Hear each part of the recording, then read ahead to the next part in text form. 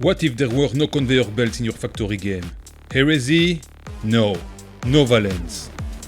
Stranded on an alien planet, you have to explore and build to survive and thrive.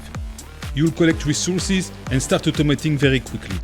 You'll unlock more islands à la Forager to have access to more resources and products and grow your production across the islands. The automation is done with bots that gather and move resources and products between buildings. No belt spaghetti hell, which is freeing, but you'll have to make do with the space on each island. There are enemies, so you have to defend yourself and your installations, and you also have combat bots to do that for you. There are bosses, but you can choose not to fight them and befriend them instead by giving them gifts. It's nice to have that option. You gain experience points to get skills that will help you in all your activities. After a while, you'll get access to vendors and a space station where you can get advanced tech and other goodies. There's a museum to garnish like in Stardew Valley, and eventually you'll build a portal to get back to Earth. But you can continue to play after that as there's a lot of missions, challenges, etc. It's a very complete, varied and fun game where you can reach the ending in about 20 hours, which is a nice change of pace from most factory games. You can play longer thanks to the endgame if you want to do everything. It's one of my favorites and I think it could be a very good introduction to the genre, not being too complicated nor too long. Excellent. When terraforming meets first-person factory game, you get Hidden Crafters. On an inhabitable planet, you'll have to build a base and automate mining and production to build devices that will slowly change the atmosphere of the planet and make it breathable with a temperate climate. Terraforming is very appealing as you can see the environment change around you as a direct effect of your actions, which is very rewarding.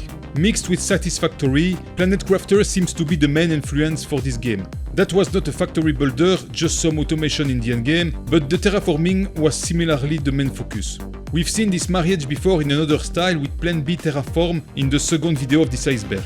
You'll have to explore, among others with your ship, to find all the different resources and build a sprawling network of interconnected factories. The ground is made of voxels, so you can shape it and extract from it. There's different planets to choose from, each offering a different challenge.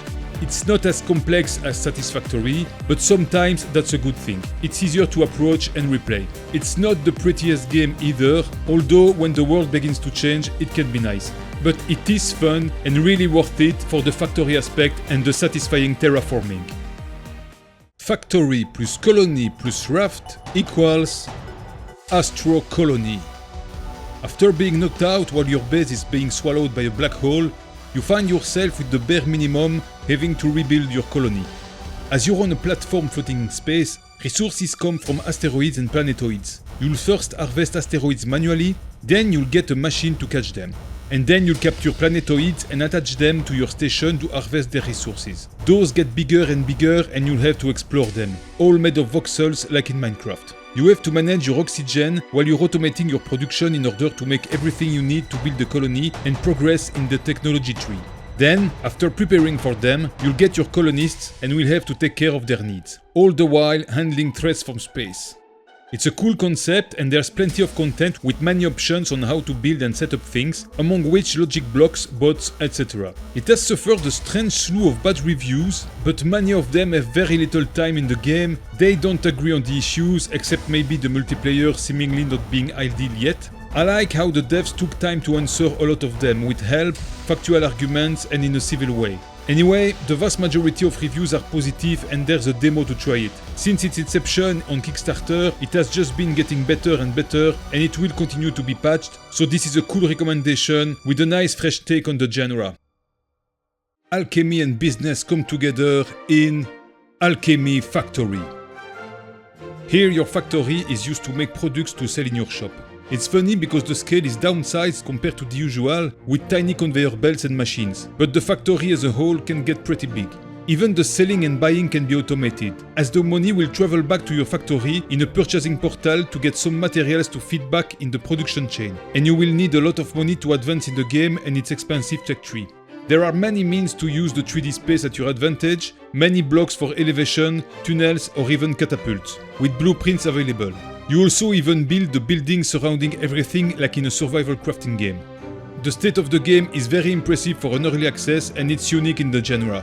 There's no hoping for anything here because the game is already in a very good place and could release like this with not much issue. A soon to be reference. A cozy number game? Beltmatic. This works the same way as shapes featured in the first video of this iceberg here in the top right corner of the screen. You have to deliver products at a central hub from an infinite map where resources lie with no cost for building and no enemies. Totally chill. Except your resources and products are numbers. And so, on top of your belts and extractors, you'll unlock adders, subtractors, multipliers, dividers, exponentiators to help you craft your goal numbers more easily. There's always the main goal number to cross levels, increasing in difficulty, and then you continue producing the old ones for benefits. It's simpler than its inspiration. Well, if you don't mind calculations, then it can be a change of pace from more complex games and very relaxing because there's no foreign concept to integrate. It's something you've done all your life. One of the coziest factory games for sure, and it's so cheap, good for your brain and your wallet. And with this one we go below the 2000 reviews line. Oddsparks. This mixes fantasy, rediscovering ancient knowledge, rebuilding your village and factory building. The story gets you in nicely through characters giving you quests, which eases you nicely into the game as an integrated tutorial. It's very well done and there's plenty of explanations available. So the automation is done with those so-called sparks, these little creatures you can manufacture, throw them at stuff and they will harvest, operate machines and replace your typical conveyor belts as long as you trace roads for them. You must optimize their circulation based on how they behave on roads. As you do quests, explore and discover more devices to build, you'll also discover more sparks with different abilities. There are enemies to defend from and which hold some resources too. I think it's a fun take on the genre with its own style and gameplay and very user-friendly, which is good to get into the genre. When a game only gets as deep as you want. Desynced. This is another very unique game.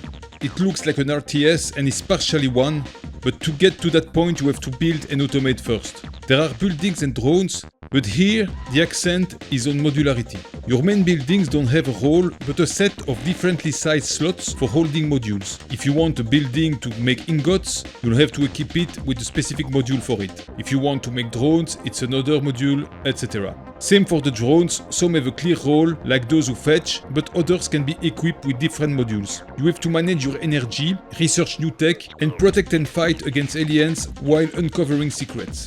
The optimization can really go as far as you want. You can set very detailed behaviors to nearly everything in the form of visual scripting, but you don't have to, and that's a great freedom of play here. I think the game looks very good and is very interesting. I'd like to lose way more of my life to it sometime.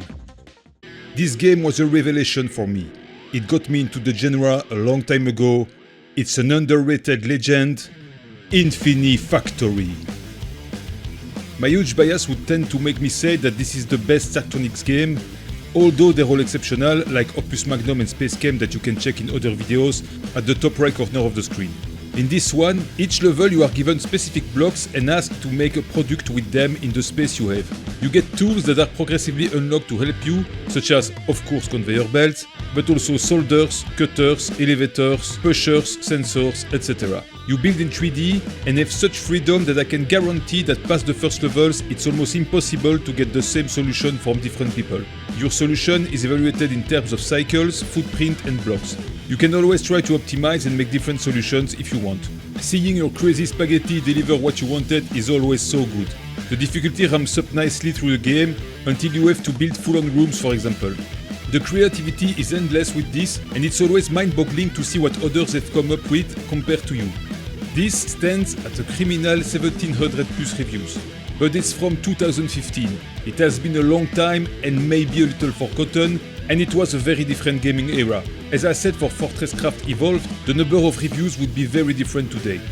Well, this is a classic among classics. If you like factory games, block games, construction games, anything from Zachtronics or all of the above, you'll love this game. Many factory games owe a lot to Infinifactory. Let it not be forgotten, it's an absolute must-try. GOAT. Imagine Stardew Valley, but in place of farming you have to build automated factories. It's Little Rocket Lab. That's it, next game. But seriously, it's exactly that.